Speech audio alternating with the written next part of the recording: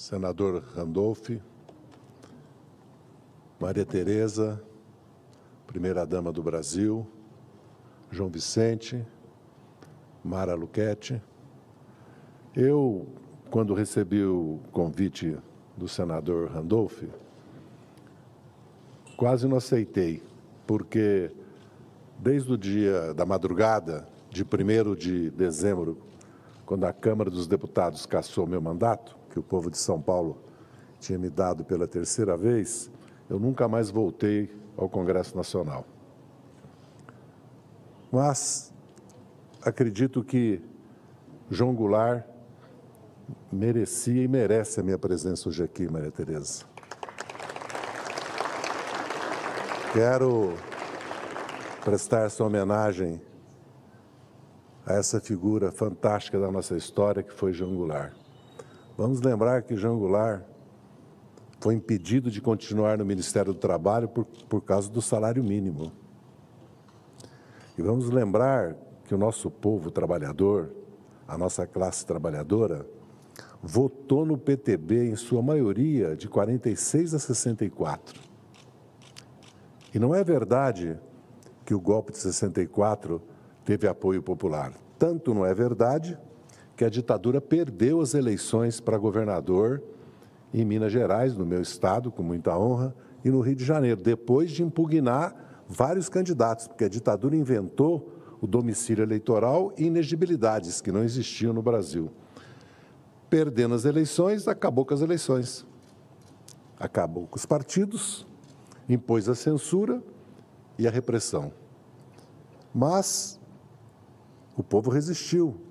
Primeiro os estudantes, depois os jornalistas, os intelectuais, os artistas, depois os trabalhadores, com as greves de Contagem e de Osasco como símbolo. A ditadura ia cair nas ruas, até porque tinha se iniciado uma resistência armada no país. Aí veio o ato número 5. E veio o terror, a repressão, a ditadura nua e crua.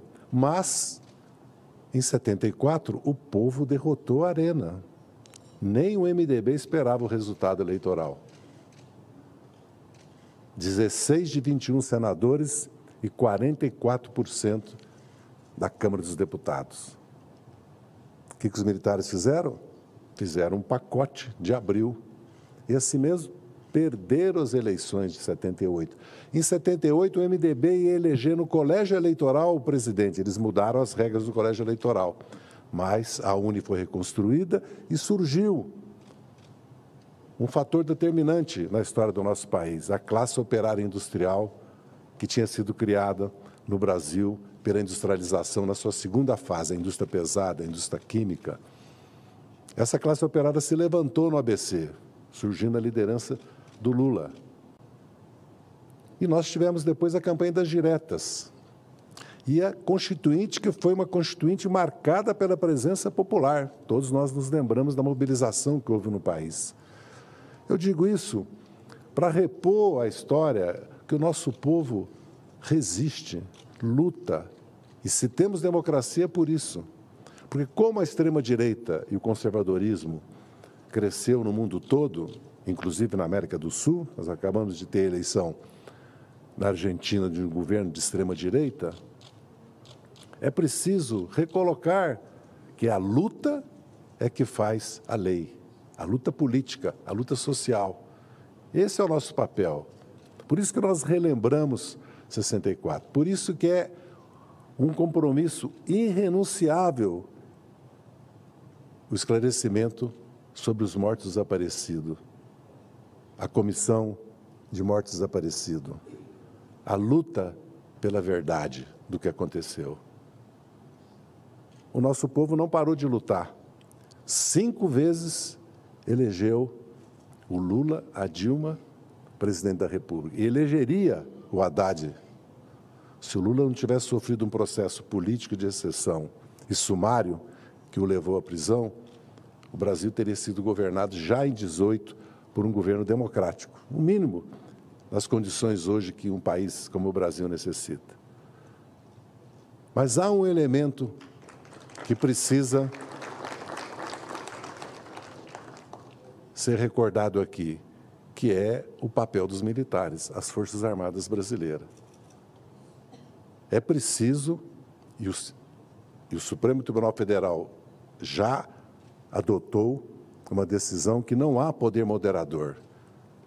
O artigo 142, já por interpretação do próprio Supremo, não dá às Forças Armadas nenhum papel político. Nós não estamos no Império, no artigo 14 da Constituição do Império, que transformava o imperador em poder moderador. Nós estamos numa república democrática. Mas não basta a despolitização e a volta aos quartéis, porque isso aconteceu em 88. Mas por que, depois de 30 anos, os militares voltaram a organizar, a apoiar uma candidatura e depois constituir um governo praticamente cívico-militar? Porque vamos lembrar que a maioria do Estado-Maior do Exército foi para o governo do Bolsonaro. É bem verdade que ele expulsou, de uma maneira humilhante, 3, 4 generais de 4 estrelas do seu governo. O comprometimento das Forças Armadas com o governo Bolsonaro e com o 8 de janeiro está aí. Tanto é que agora passam a ser investigados 60 e tantos militares de altas patentes das Forças Armadas. É preciso ir à questão principal, que é a educação nas escolas militares e o sistema de promoções e a prevalência do poder civil do presidente da República sobre o poder militar. Nunca houve isso no Brasil. O Ministério da Defesa foi esvaziado. O GSI é uma aberração. Existe um Ministério da Defesa, por que existia um GSI? Que cada vez mais acumula poderes. Agora o cibernético, a nuclear, a Secretaria de Assuntos Estratégicos, a segurança do presidente. Os militares têm um sistema de inteligência próprio, têm escolas próprias, hospitais próprios, previdência própria, educação própria. O Poder Civil, e o Supremo está dizendo isso, se nós queremos que não voltemos a 8 de janeiro, não voltemos a 31 de março, o Congresso Nacional tem que fazer, e o país, porque existe nesta casa e na Câmara, 2 projetos sobre a Estratégia de Defesa Nacional, a Política de Defesa Nacional e o Livro Branco, que estão paradas. É preciso que, publicamente, o país todo debata o papel das Forças Armadas, democraticamente, até para o Brasil ter umas Forças Armadas à altura do que o Brasil é. Porque o Brasil é uma de per si, desigual, injusta, mas é. Basta olhar o mundo. Não é só porque somos a 10ª economia do mundo, não é só porque temos uma agricultura das mais modernas do mundo e uma pecuária, não só porque temos uma estrutura energética limpa e moderna e temos as bases tecnológicas para reindustrializar o Brasil, porque é uma demanda no mundo hoje. Nesse mundo que nós estamos vivendo, quem não tem autonomia, soberania e segurança alimentar, energética e tecnológica, não sobreviverá. E precisa ter poder militar, pacífico, como está na nossa Constituição. A nossa agenda no mundo, o nosso presidente tem deixado claro, é a luta contra a fome, contra a desigualdade, é a luta pelas mudanças climáticas. Essa é a nossa agenda. É a luta pela democracia, porque a democracia está em risco, sim, no mundo. Não é só no Brasil. É um período histórico, um ciclo histórico que nós estamos vivendo, que nós estamos vendo a realidade. Não só porque nós tivemos 137 conflitos militares, e estamos tendo uma guerra na Ucrânia, uma guerra contra o povo palestino, e estamos vivendo situações de instabilidade no Peru, no Equador, de um governo já de extrema-direita na Argentina. Então é preciso recordar para que não se repita, mas é preciso continuar a luta democrática. Essa luta democrática significa que é preciso consolidar e aprofundar a nossa democracia. Por que a democracia está em risco? A democracia está em risco porque não se fizeram as reformas estruturais, porque não há uma democracia social. Quando a democracia social deixa de existir, a democracia institucional política corre o risco.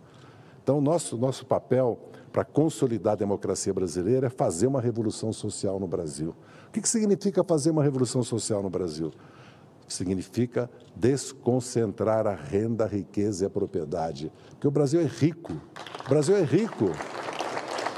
Não há nenhuma razão para 20 milhões de brasileiros e brasileiras passarem fome. Não há nenhuma razão para 1% dos brasileiros terem a mesma renda que 100 milhões. 10% era metade da renda do país. O país, praticamente, a renda nacional vai sendo apropriada pelo capital financeiro, pelos altos juros, 728 bilhões de reais de pagamento de juros da dívida pública.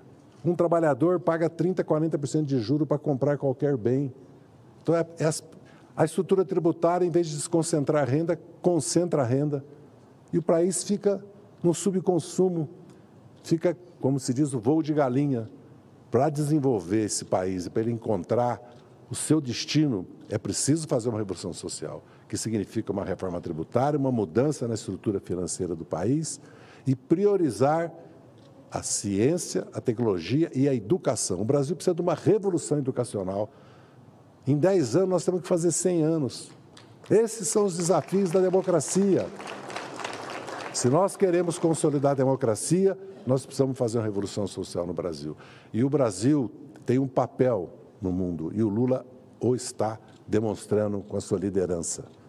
O Brasil tem um papel na América do Sul.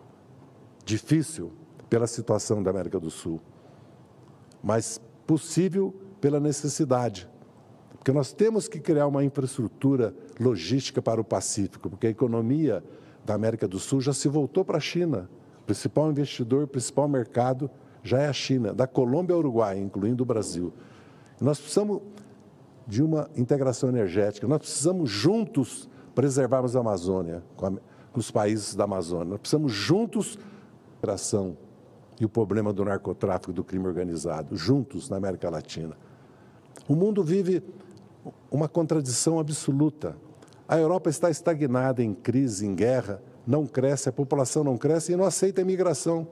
A imigração já se provou aqui nesse país e nos Estados Unidos, ela é um fator de desenvolvimento, ela é um fator que permite o país repor população. Os países estão deixando de crescer suas populações. Então, é mentira que o imigrante rouba emprego.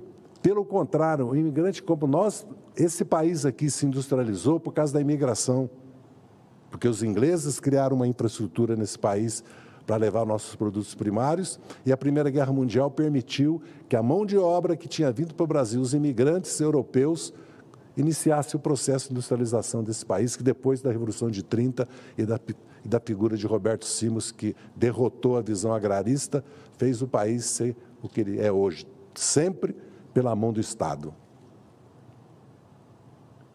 Dizer que o Brasil não precisa do Estado é não olhar o tamanho do Estado dos Estados Unidos, o tamanho que os Estados estão jogando esse papel na Europa. Todos os países do mundo estão se autoprotegendo, porque a pandemia e a guerra da Ucrânia mostrou que um país como o Brasil não pode depender do fertilizante, dos produtos farmacêuticos, dos produtos químicos, da tecnologia, até dos agrotóxicos, que espero deixem de existir nos próximos 10 anos, do resto do mundo. Nós precisamos produzir aqui.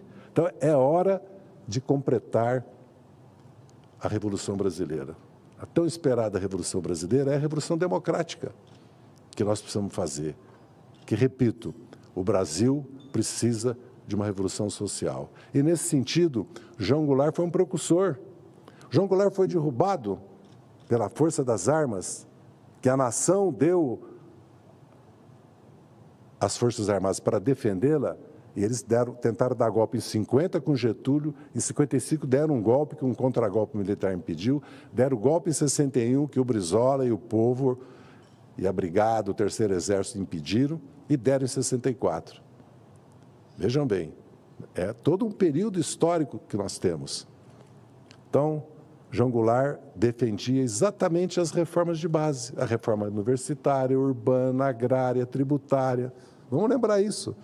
Era a bandeira e a soberania, porque um país como o Brasil não tem, eu disse isso, muita gente não gosta, independência na sua política econômica.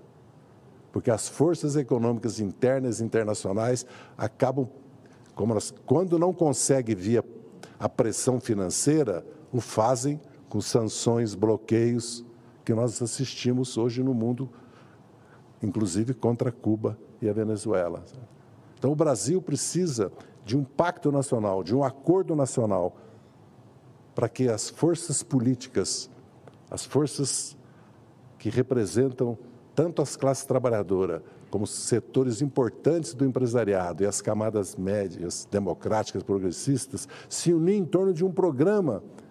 Não é possível que o Brasil perca outra oportunidade histórica, porque já abriu uma janela de oportunidade histórica para o Brasil, por causa da transição energética, por causa da transição ambiental, por causa das consequências do surgimento da China, da Índia, da Rússia, da Turquia e do Irã como potências. Há uma oportunidade, porque é preciso reestruturar o capitalismo no mundo.